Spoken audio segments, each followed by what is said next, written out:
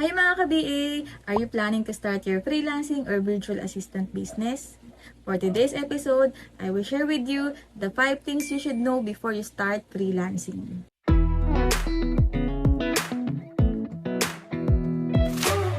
Number 1, you own a business.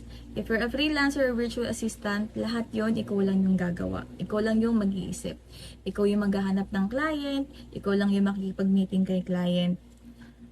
Lahat ng magandang offer na mabibigay mo, lahat ng magandang service na mabibigay mo kay client, ikaw yung mag-iisip nun para tumagal pa sa'yo si client.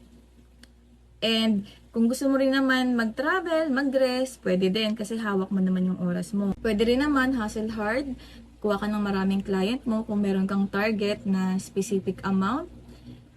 Pero bahala ka na kailangan magawa mo lahat yon. Dapat may time management ka. Dapat maganda pa rin yung service na ma-offer mo kay client. Number 2, upgrade your skills. As a freelancer, dapat marami kang pwedeng ma-offer kay client.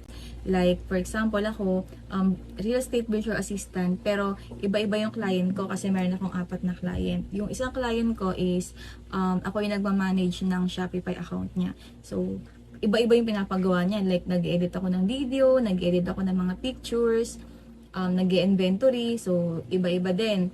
Meron din naman akong client na pinagawa ako ng website niya.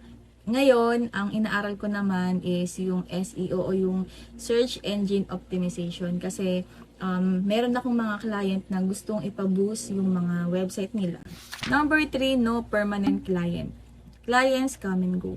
As a freelancer, wala tayong client na tumatagal. Ang swerte na lang tayo kung may client tayo na tumagal ng 2 years, 3 years, 4 years, pero sobrang dalang lang yung ganun.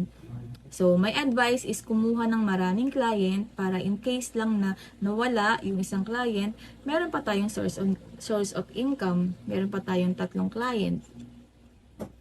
And para tumagal si client, dapat ibigay natin yung best natin, yung pinakamagandang service na mabibigay natin sa kanila.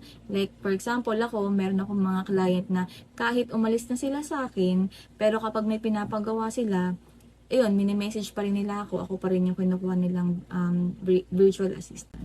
Number 4, unstable income. Yes, if you're a freelancer, hindi stable yung income mo. Pwedeng tumaas, pwedeng bumaba. Depende yan sa kung ilang clients meron ka. Like for example, ako, meron akong 4 na clients. Kapag may isa dyang nawala, hindi na, mababawasan na yung income ko. So, ang gagawin ko, hahanap na naman ako ng bagong client. Number 5, no benefits. So, dito naninibago ko kasi galing ako sa corporate na provided yung SS PhilHealth Pag-ibig, may mga 13-month.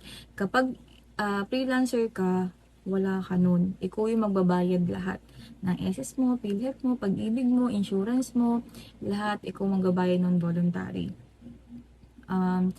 Kung sa bonus naman or sa 13-month pay, depende yun sa client mo. May mga client naman na nagbibigay ng bonus, may mga client na nagbibigay ng 13-month pay. So, kaya ang swerte na mga freelancer na may mga ganung boss, mapapasana all ka na lang talaga. Sana nakatulong ako sa inyo mga ka-BA. Start your freelancing business now para dumami na tayo. Thank you!